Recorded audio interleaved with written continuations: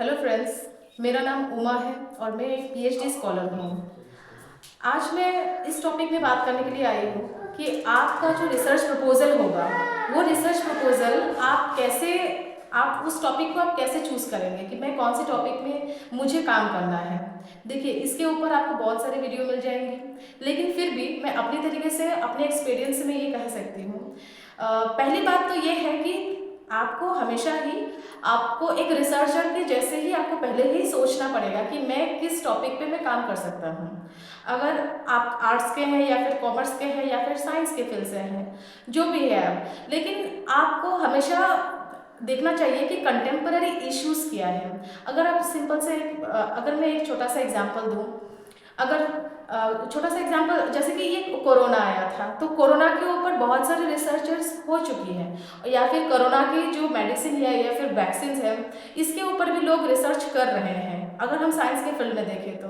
लेकिन वैसे ही आर्ट्स के और कॉमर्स के बच्चे भी बहुत कंफ्यूज हो जाते हैं कि हम अपने रिसर्च में क्या करेंगे। देखिए, मैं आपको बता रही हूँ, जो भी हमको रिसर्च प्रपोजल बनाना होता है, आप कुछ थ्योरीज के ऊपर भी बना सकते हैं। जैसे मान के चलिए, कोई भी थ्योरी हो सकता है। वो कॉमर्स में भी देखिए, आपको बहुत सारे थ्योरीज मिले होंगे। आप फाइनेंस में देखिए, आप अकाउंट्स में देखिए, आप कुछ भी देखिए, आप मैनेजमेंट में देखिए, बहुत सारे थ्योरीज भी है। उस थ्योरीज को भी अगर आप कंटेम्पररी इश्यूज के साथ, कंटेम्पररी इश्यूज का मतलब ये हो गया कि आपको करंट स्टेट देखना है। देखिए, ये अगर 2025 है तो आप 2000 की कोई एक टॉपिक में अगर आप रिसर्च करना चाहते हैं, तो मेरे हिसाब से वो एक बहुत ही अच्छा चॉइस नहीं होगा। अगर आपको कुछ रिसर्च ही करना है, तो जैसे मैं एक छोटा सा एग्जांपल देती हूँ। जैसे अभी हम लोग एआई का यूज़ कर रहे हैं, अपने फ़ोन में भी यूज़ कर रहे हैं और बाहरी दुनिया में भी हम लोग यूज़ कर रहे हैं। तो एक ही दिन में ये एआई जो है डेवलप नहीं हुआ होगा।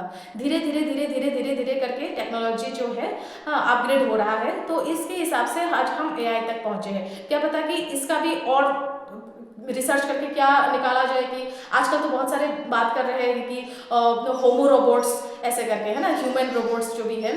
तो मैं ये कहती हूँ, आप अपनी फील्ड में, आप साइंस हो या फिर आप कॉमर्स या फिर आर्ट्स, इससे आप मत घबराइए कि आपको रिसर्च टॉपिक कैसे सिलेक्ट करना है। रिसर्च टॉपिक सिलेक्ट करने के लिए एक तो है, आपको अगर अच्छे से नॉलेज है, आपने जितना भी पढ़ाई किया है उसमें भी आपको अगर कहीं पर भी आपको कमी लगती है, उन सारी चीज़ों पे भी आप रिसर्च कर सकते हैं। आप जिस भी बैकग्राउंड से है उससे कोई प्रॉब्लम नहीं है। और एक चीज़ है, अगर आपको रिसर्च प्रपोजल करने में आपको समस्या आ रही है कि मुझे नहीं समझ में आ रहा है कि मैं कौन से टॉपिक चूज़ करूँ, तो आप मेरी बात को, अभी थियोरेटिकली मैं बता रही हूँ, मैं ये सारी चीज़ें प्रैक्टिकल भी आप लोगों को करके दिखाऊंगी, और अगर चाहिए तो आप प्लीज़ कमेंट कीजिएगा। देखिए, मैं अभी थियोरेटिकली बता रही हूँ। आप गूगल पे जाइए, गूगल पे जाने के बाद आप उसमें सर्च कीजिए गूगल स्कॉलर करके आप सर्च कीजिए। फिर आप गूगल स्कॉलर जैसे ही सर्च करेंगे तो वो इंटरफेस आपके पास आ जाएगा। तो उसमें गूगल स्कॉलर में जाके आप रैंडमली भी कुछ टॉपिक जो आप जानते हैं, अगर आप आर्ट्स के बैकग्राउंड से है, कॉमर्स के, कोई भी आप बैकग्राउंड से हैं, तो कोई भी एक चीज़ आप अपने दिमाग में लेकर आप उसको सर्च कीजिए। तो सर्च करने के बाद कुछ ना कुछ आपको निकल के आ जाएगा। बहुत सारे रिसर्च जो भी आपने कीवर्ड सर्च किया है, तो उस कीवर्ड के हिसाब से बहुत सारे टॉपिक नीचे दिख जाएंगे। तो उसके बाद आप कोई भी एक रिसर्च पेपर उठा के पढ़ सकते हैं कि ये एक्चुअली है क्या। तो वैसे देखिए, अगर आप रिसर्चर बनना चाहते हैं तो एक ही दिन में हो सकता है कि आपको टॉपिक नहीं मिले। थोड़ा सा आप उसमें सर्च कीजिए, और गूगल स्कॉलर पे जाके और सर्च कीजिए कि मैं इस पे नहीं, कुछ और चीज़ पे मैं देखना चाहता हूँ, वुमेन एंटरप्रेन्योरशिप में देखना चाहता हूँ। तो देखिए, वुमेन एंटरप्रेन्योरशिप आप करके आप कीवर्ड सर्च कीजिए। उसके बाद धीरे धीरे अपने आप ही बहुत सारे रिसर्च पेपर्स आ जाएंगे। उनमें से भी आप पढ़ के उनके टाइटल्स को देखकर, वो टाइटल्स देखकर आप सोच सकते हैं कि मैं अभी क्या करूं। और एक चीज़ है, जैसे ही मैंने कहा, पुरानी स्टडीज़ तो देखना ही होता है हम लोगों को, लेकिन आप ना हमेशा नए स्टडीज़ के ऊपर ज़्यादा फोकस कीजिए। मान के चलिए 2022, 23, 24 में क्या स्टडीज़ हुए हैं, 25 में भी क्या चीज़ के स्टडीज़ हो रहे हैं, ठीक है, वैसे आप चीज़ों को देखिए। तो आपके लिए आसान रहेगा कि आप एक रिसर्च टॉपिक अच्छे से आप अपने दिमाग में सोच सकें, और उसके बेसिस पे आप एक रिसर्च प्रपोजल बना सकें।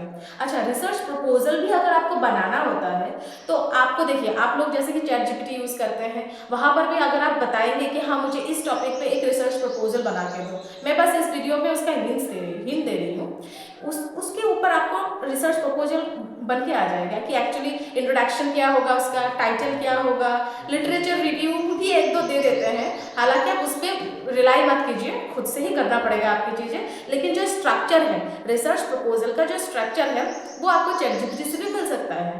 आजकल बहुत सारे एआई टूल्स हैं जिसको यूज़ करके भी आप प्रपोजल जान सकते हैं कि प्रपोजल ऐसा होता है, ठीक है।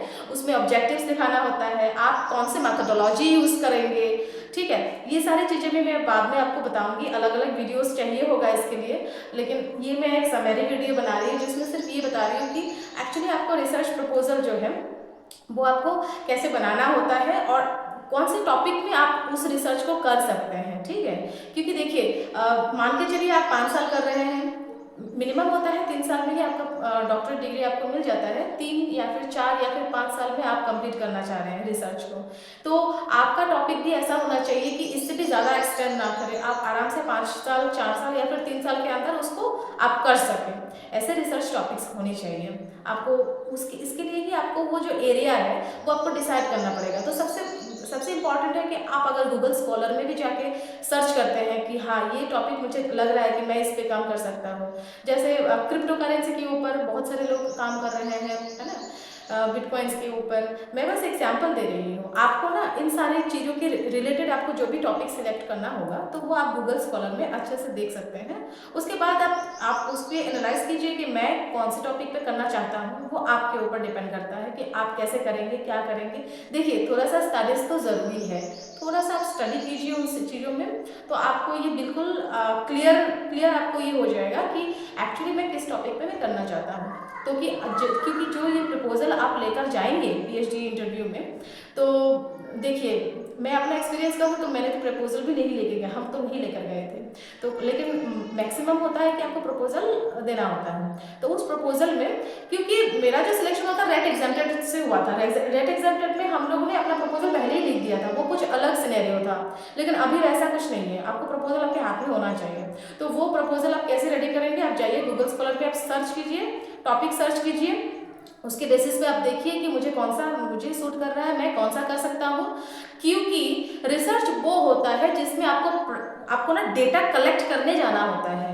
आप मान के चलिए किसी टेक्सटाइल इंडस्ट्री को लेकर आप कर रहे हैं, तो आपको टेक्सटाइल इंडस्ट्री में जाके विजिट करना पड़ेगा, या तो आप एम्प्लॉय से लेंगे, तो एम्प्लॉय से अगर लेंगे तो उस एम्प्लॉय से आपको डेटा चाहिए होगा, तो आपको जाना पड़ेगा ना, फील्ड विजिट करना पड़ेगा।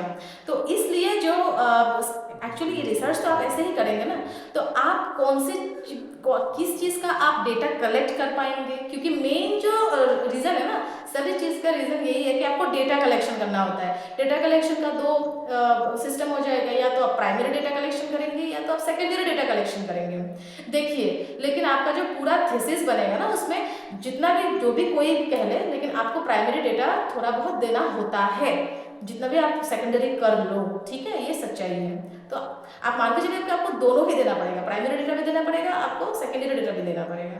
तो आपको अगर फील्ड विजिट भी करना होगा तो आपको पता करना पड़ेगा कि मैं कौन से टॉपिक में करना चाहता हूँ।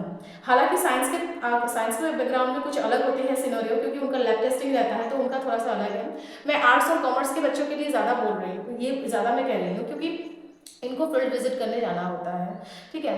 तो उसके हिसाब से आपका प्रपोजल होना चाहिए, और आपका टॉपिक ऐसा होना चाहिए जो करंट स्टेट के साथ रिलेट करता हो। ऐसा नहीं कि आपने कोई पुराना एक टॉपिक है मैं उसके ऊपर ले रहा हूँ, ऐसा नहीं कीजिए, क्योंकि तो फिर रिजेक्शन के चांसेस ज़्यादा आ जाते हैं। सिलेक्शन के चांस तभी होता है जब आप भी अपडेटेड होंगे, ठीक है। जैसे मैंने एग्जांपल दिया ही है, कैसे टेक्नोलॉजी अपडेट हो रहा है, तो हम लोगों को एक एज ए रिसर्चर वैसे ही कुछ रिसर्च करने चाहिए जो समाज के लिए फ़ायदा करे, जो गवर्नमेंट को फ़ायदा पहुंचाए, जो कंज्यूमर को फ़ायदा पहुंचाए, समाज में जो भी है। तो अल्टीमेटली हमको सोसाइटी को देख के चलना होता है, तो आपको वैसे ही एक टॉपिक चूज करना चाहिए। और अगर आपको टॉपिक ऐसे नहीं समझ में आ रहा है कि मैं कैसे टॉपिक सर्च करूँ, तो आप बिल्कुल गूगल स्कॉलर का इस्तेमाल कीजिए। और ऐसे ही बहुत सारे टूल्स हैं जो आप यूज़ करके आप अपना रिसर्च टॉपिक भी फाइंड आउट कर सकते हैं। तो आज के लिए इतना ही। Thank you.